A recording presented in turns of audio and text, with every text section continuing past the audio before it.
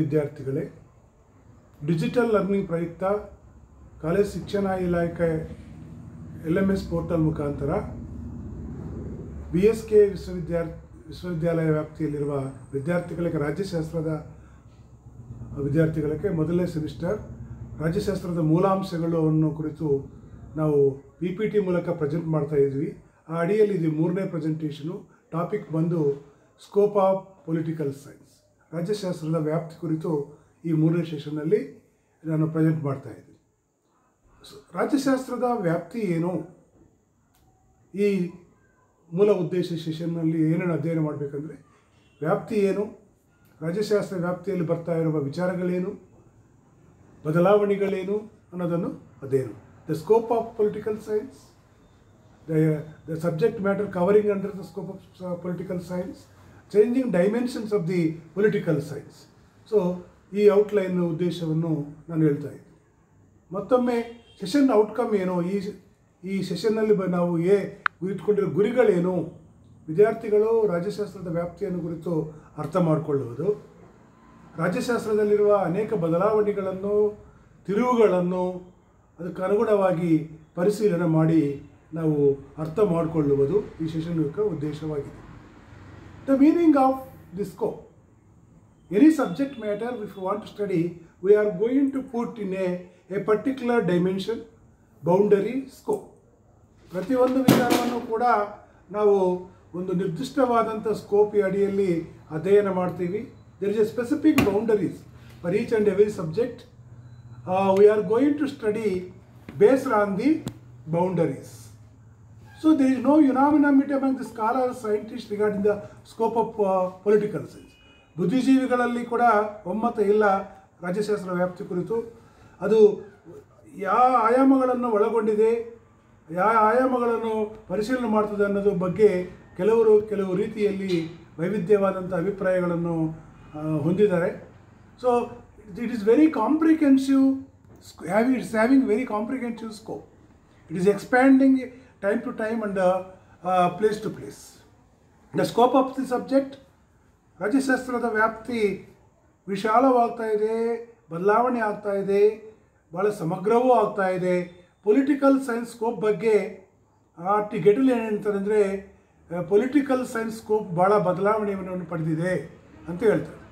So ಅಂತಾರಾಷ್ಟ್ರೀಯ ಮಟ್ಟದಲ್ಲಿ 1948ರಲ್ಲಿ ಪ್ಯಾರಿಸ್ನಲ್ಲಿ ನಡೆದಿರುವ ರಾಜ್ಯಶಾಸ್ತ್ರ ಸಮ್ಮೇಳನದಲ್ಲಿ ರಾಜ್ಯಶಾಸ್ತ್ರದ ವ್ಯಾಪ್ತಿಯನ್ನು ನಿರ್ಧರಿಸಲಾಗಿದೆ. ಆ ಸಮ್ಮೇಳನದಲ್ಲಿ ಕೆಲವು ಆಯಾಮಗಳ ಮೂಲಕ ರಾಜ್ಯಶಾಸ್ತ್ರದ ವ್ಯಾಪ್ತಿಯನ್ನು ನಾವು ಪರಿಶೀಲನೆ ಮಾಡಬೇಕು ಅನ್ನೋದು ನಿರ್ಧಾರ ಮಾಡಲಾಗಿದೆ. N attempt was made in the international political science association which was held in 1948 Paris. They made some attempt to identify the scope of the subject matter. They identified the subject matter into 4 zones: political theory, political institutions, political dynamics, and international relations. The scope of this political science, ಅವರು 4 ಹೇಳಿದ್ರು ಕೂಡ ನಾವು ಎಷ್ಟು ಕಾಲ ಬದಲಾವಣೆಗಳಲ್ಲಿ ಕೆಲವು ವ್ಯಾಪ್ತಿ ವಿಸ್ತಾರವಾಗ್ತಾ ಇದೆ. ಆದರೂ ಒಂದೊಂದು ವಿಚಾರವನ್ನು ಪ್ರತ್ಯೇಕವಾಗಿ ಪರಿಶೀಲನೆ ಮಾಡೋಣ. A study of the state and government, A study of political theory, ರಾಜ್ಯವನ್ನು ಸರ್ಕಾರವನ್ನು ಅಧ್ಯಯನ ಮಾಡುವ ವ್ಯಾಪ್ತಿಯನ್ನು ನಾವು ಪರಿಶೀಲನೆ ಮಾಡ್ತೀವಿ. ರಾಜಕೀಯ ಸಿದ್ಧಾಂತಗಳನ್ನು, ಪೊಲಿಟಿಕಲ್ ಥಿಯರಿಯನ್ನು ಅಧ್ಯಯನ ಮಾಡುವುದರ ವ್ಯಾಪ್ತಿಯನ್ನು ಪರಿಶೀಲನೆ ಮಾಡ್ತೀವಿ. ರಾಜಕೀಯ ಸಂಸ್ಥೆಗಳು, study of political institutions, political dynamics, ರಾಜಕೀಯವಾದಂಥ ಚಲನಶೀಲತೆಯನ್ನು, adjustment of the individual with the state, ರಾಜ್ಯದಲ್ಲಿ ವ್ಯಕ್ತಿ ಸಮಾಜದಲ್ಲಿ ಯಾವ ಥರ ಸಂಬಂಧಗಳನ್ನು ಹೊಂದಿದ್ದಾರೆ, ಅಂತಾರಾಷ್ಟ್ರೀಯ ಮಟ್ಟದಲ್ಲಿ ಇಂಟರ್ನ್ಯಾಷನಲ್ ರಿಲೇಷನ್ಸು, ಅಂತಾರಾಷ್ಟ್ರೀಯ ಕಾನೂನು, ಇವೆಲ್ಲವನ್ನು ನಾವು ಅಧ್ಯಯನ ಮಾಡ್ತಾ ಇರುವ ವ್ಯಾಪ್ತಿಯಲ್ಲಿ ಮೊದಲನೇದು study of the state and government. Gettell says the political science study begins with the states and ends with the state. Gettell ಅವರ ಪ್ರಕಾರ ರಾಜ್ಯಶಾಸ್ತ್ರದ ಅಧ್ಯಯನ ರಾಜ್ಯದಿಂದ ಆರಂಭವಾಗಿ ರಾಜ್ಯದೊಳಗೇ ಅಂತ್ಯವಾಗುತ್ತೆ. So primary study of the political science studies to know the problems of the state and the government. To explain about the state role, elements, government, function, structure. So the state is a very important political institution which through it the government is going to be identified. ರಾಜ್ಯ ಅನ್ನೋದು ಬಹಳ ಮುಖ್ಯವಾದಂಥ ರಾಜಕೀಯ ಸಂಸ್ಥೆ. ಸರ್ಕಾರ ಮೂಲಕ ರಾಜ್ಯವನ್ನು ಗುರುತಿಸಬಹುದು. ಗಾರ್ನರ್ ಅವರು, ಗೆಟಿಲ್ ಅವರು ಈ ಎರಡು ವಿಚಾರಗಳನ್ನು ಬಗ್ಗೆ ಹೇಳಿದ್ದಾರೆ. ಎರಡನೇದು ಸ್ಟಡಿ ಆಫ್ ಪೊಲಿಟಿಕಲ್ ಥಿಯರಿ. ನಿಮ್ಗೆ ಇದುವರೆಗೆ ಕ್ಲಾಸಲ್ಲಿ ಹೇಳಿದ್ದೀನಿ ನಾನು. ರಾಜಕೀಯ ಸಿದ್ಧಾಂತ ಅಂದರೆ ಏನು? What is the meaning of political theory? A well expert person saying is called theory. ಒಂದು ಒಳ್ಳೆಯ ವಿಚಾರವನ್ನು ಕೂಲಂಕುಷವಾಗಿ ಪರಿಶೀಲನೆ ಮಾಡಿ ಹೇಳಿರುವ ವಿಚಾರ, ಒಂದು ಬುದ್ಧಿಜೀವಿ ಆಗಿರುವ ವ್ಯಕ್ತಿ ಹೇಳಿರುವ ವಿಚಾರವನ್ನು ಸಿದ್ಧಾಂತ ಅಂತೀವಿ. ರಾಜ್ಯಶಾಸ್ತ್ರದಲ್ಲಿ ಈ ಸಿದ್ಧಾಂತದ ಮೂಲಕ ಒಂದು ವ್ಯಾಪ್ತಿಯನ್ನು ಅಧ್ಯಯನ ಮಾಡುವ ಒಂದು ವಿಚಾರ ಇದೆ. ಪೊಲಿಟಿಕಲ್ ಥಿಯರಿ ಅನ್ನೋದು ಇವತ್ತು ಭಾಳ ಅನೇಕ ಪರಿಕಲ್ಪನೆಗಳಿಗೆ ಸಂಬಂಧಿಸಿದಂತೆ ವಿವರಣೆಗಳನ್ನು ನೀಡ್ತದೆ. It is going to explain, it is going to evaluate the political problems, political phenomena in a perspective manner. So on the basis of their ideas of the thinkers, we formulate the definitions. Based on definitions, we may conceptualize the concept like democracy, liberty, equality, this concept. Because primarily it's the idea of the thinkers. ಪ್ರಜಾಪ್ರಭುತ್ವ ವ್ಯವಸ್ಥೆ, ಸ್ವತಂತ್ರ, ನ್ಯಾಯ ಮುಂತಾದ ವಿಚಾರಗಳ ಬಗ್ಗೆ ಬುದ್ಧಿಜೀವಿಗಳ ಯೋಜನೆಗಳನ್ನು ನಾವು ಪರಿಶೀಲನೆ ಮಾಡಿ ಅದರ ಮೂಲಕ ವ್ಯಾಖ್ಯಾನಗಳನ್ನು ನೀಡಿ ಪರಿಕಲ್ಪನೆಗಳನ್ನು ಹೇಳ್ತಾ ಇದ್ದೀವಿ. ಮೂರನೇದು ಸ್ಟಡಿ ಆಫ್ ಪೊಲಿಟಿಕಲ್ ಇನ್ಸ್ಟಿಟ್ಯೂಷನ್ಸ್. ರಾಜಕೀಯ ಸಂಸ್ಥೆಗಳ ವ್ಯಾಪ್ತಿಯನ್ನು ಕೂಡ ರಾಜ್ಯಶಾಸ್ತ್ರ ವ್ಯಾಪ್ತಿಯೊಳಗೆ ನಾವು ಅಧ್ಯಯನ ಮಾಡ್ತೀವಿ. The scope is very vast. Political science is ಅದು ನಿರ್ದಿಷ್ಟವಾದಂಥ ವ್ಯಾಪ್ತಿಯನ್ನು ಹೊಂದಿಲ್ಲ. ರಾಜ್ಯಶಾಸ್ತ್ರ ಬಹಳ ವಿಶಾಲವಾಗಿರ್ತದೆ. ಖಚಿತ ತತ್ವವನ್ನು ಹೊಂದಿಲ್ಲ. ಸಮಯ ಬದಲಾವಣೆಗೆ ತಕ್ಕಂತೆ, ಸಂದರ್ಭಕ್ಕೆ ತಕ್ಕಂತೆ ಸ್ಕೋಪ್ ಕೂಡ ಬದಲಾವಣೆ ಆಗ್ತದೆ. The political institutions covers legislature, constitution, administration, ಇವೆಲ್ಲ ಶಾಸಕಾಂಗ, ಕಾರ್ಯಾಂಗ, ರಾಜಕೀಯ ಸಂಸ್ಥೆ ಒಳಗೆ ನಾವು ಅಧ್ಯಯನ ಮಾಡ್ತೇವೆ. ನಾಲ್ಕನೇದು study of political dynamics.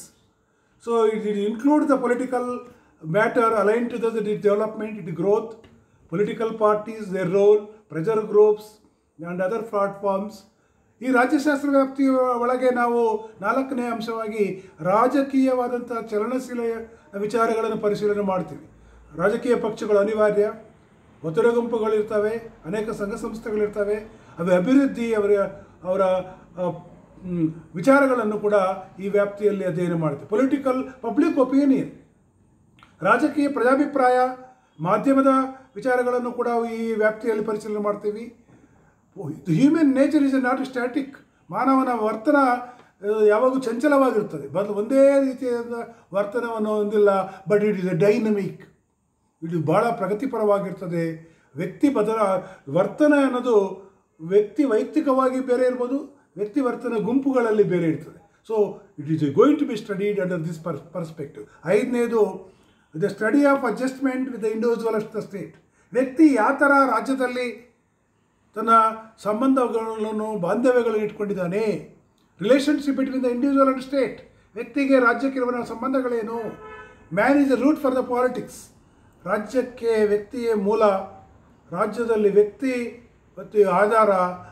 Means individual is a means, individual is an happiness is an end. ರಾಜ್ಯದ ಗುರಿ ಮತ್ತು ಉದ್ದೇಶ ಕೂಡ ವ್ಯಕ್ತಿಯೇ ಆಗಿರ್ತದೆ. ವ್ಯಕ್ತಿ ಸಂತೋಷವೇ ರಾಜ್ಯದ ಅಂತಿಮ ಗುರಿ ಆಗಿರ್ತದೆ. ಸೊ ಆರನೇದು ಅಂತಾರಾಷ್ಟ್ರೀಯ ಸಂಬಂಧಗಳು, ಕಾನೂನು. ರಾಜ್ಯಶಾಸ್ತ್ರದ ವ್ಯಾಪ್ತಿಯೊಳಗೆ ಇದನ್ನು ಕೂಡ ನಾವು ಅಧ್ಯಯನ ಮಾಡ್ತೀವಿ. We are going to study about the international relations and the law. Today the expansion of the information technology, transportation, the science and technology, the emergence of the global village, everybody is going to be dependent on the international developments. It is become family affair now. The world affairs is going to be considered, going to be impacted in family. The United Nations role, ಅಂತಾರಾಷ್ಟ್ರೀಯ ಮಟ್ಟದಲ್ಲಿ ಇವತ್ತು ಜಾಗತೀಕರಣ ಪ್ರಭಾವದಿಂದ, ಮಾಹಿತಿ ತಂತ್ರಜ್ಞಾನ ಪ್ರಭಾವದಿಂದ ಪ್ರಪಂಚವೇ ಒಂದು ಕುಗ್ರಾಮವಾಗಿದೆ, ಜಾಗತಿಕ ಕುಗ್ರಾಮ ಆಗಿದೆ. ಎಲ್ಲ ಸಣ್ಣ ಬದಲಾವಣೆಗಳು ಕೂಡ ಇಡೀ ಪ್ರಪಂಚದಲ್ಲಿ ಆಗ್ತಾ ಇರುವ ಮನೆ ಒಳಗೆ ಕೂಡ ಪ್ರಭಾವ ಆಗ್ತವೆ. ಈ ನೆಲೆಯಲ್ಲಿ ಅಂತಾರಾಷ್ಟ್ರೀಯ ಸಂಬಂಧಗಳನ್ನು, ಅಂತಾರಾಷ್ಟ್ರೀಯ ಕಾನೂನುಗಳನ್ನು ಕೂಡ ತನ್ನ ವ್ಯಾಪ್ತಿಯಲ್ಲಿ ಪರಿಶೀಲನೆ ಮಾಡಬೇಕಾಗುತ್ತೆ. ಅದರ ವ್ಯಾಪ್ತಿಯ ಒಳಗೆ ವಿಶ್ವಸಂಸ್ಥೆ ಮತ್ತು ಅದರ ವಿಚಾರಗಳನ್ನು ಕೂಡ ನಾವು ಪರಿಶೀಲನೆ ಮಾಡಬೇಕಾಗುತ್ತೆ. ಸೊ ಈ ಪ್ಯಾಸೇಜ್ ಆಫ್ ಟೈಮ್, ಕಾಲ ಬದಲಾವಣೆ ಆಗ್ತಾ ಇದೆ. ಸಬ್ಜೆಕ್ಟ್ ಮ್ಯಾಟರ್ ಕೂಡ ಕೀಪಿಂಗ್ ಚೇಂಜಿಂಗ್. ಯಾವ ಸಬ್ಜೆಕ್ಟು ಕೂಡ ಸ್ಥಿರವಾಗಿರಲ್ಲ. ರಾಜ್ಯಶಾಸ್ತ್ರ ಕೂಡ ಅಧ್ಯಯನ ಅಷ್ಟೇ ತನ್ನ ವ್ಯಾಪ್ತಿ ಕಾಲಗಮನದಲ್ಲಿ ಬದಲಾವಣೆಯನ್ನು ಪಡ್ಕೊಂಡು ಅದು ಕೂಡ ಸಮಯಕ್ಕೆ ತಕ್ಕಂತೆ ತನ್ನ change is the law of the land. ಯಾವ ವಿಜ್ಞಾನವಾಗಿರ್ಬೋದು ಬದಲಾವಣೆಗಳನ್ನ ಅಳವಡಿಸ್ಕೊಂಡು ಬದಲಾವಣೆ ಆಗಿಲ್ಲ ಅಂದರೆ ಅದಕ್ಕೆ ಅಸ್ತಿತ್ವದಲ್ಲಿರಲ್ಲ. ರಾಜ್ಯಶಾಸ್ತ್ರ ಕೂಡ ಅಷ್ಟೇ. ರಾಜ್ಯಶಾಸ್ತ್ರ ಇವತ್ತು ರಾಜ್ಯವನ್ನು ಒಂದು ಅಧ್ಯಯನ ಮಾಡುವ ವಿಚಾರವಲ್ಲ, ಅನೇಕ ವಿಚಾರಗಳನ್ನು ಸಮಗ್ರವಾಗಿ ಎ ಕಾಂಪ್ರಿಹೆನ್ಸಿವ್ ಸ್ಟಡಿ ಆಗ್ತದೆ. ಇವತ್ತು it is a dynamic character. ಇವತ್ತು ಅನೇಕ ಬದಲಾವಣೆಗಳು ವಿಭಿನ್ನ ವಿಜ್ಞಾನಗಳಲ್ಲಿ ರಾಜ್ಯಶಾಸ್ತ್ರದ ವ್ಯಸ್ತ ವಿಚಾರವನ್ನು ವ್ಯಾಪ್ತಿಯನ್ನು ವಿಸ್ತಾರಗೊಳಿಸಲು ಕಾರಣ ಆಗಿವೆ. ಸೊ ಈ ಹಿನ್ನೆಲೆಯಲ್ಲಿ ನಾವು ಈ ವಿಚಾರಗಳನ್ನು ಅಧ್ಯಯನ ಮಾಡಿ ಮತ್ತು ನೀವೆಲ್ಲರೂ ಕೂಡ ನೆನಪು ಮಾಡ್ಕೋಬೇಕು. ಈ ಅಧ್ಯಯನದಲ್ಲಿ ಈ ಸೆಷನ್ನಲ್ಲಿ ನಾವು ವ್ಯಾಪ್ತಿ ಅಂದರೆ ಏನು, ವ್ಯಾಪ್ತಿಯಲ್ಲಿ ಬದಲಾವಣೆಗಳೇನು, ಆಯಾಮಗಳೇನು ಅನ್ನೋದನ್ನು ಪರಿಶೀಲನೆ ಮಾಡಿದ್ದೀವಿ.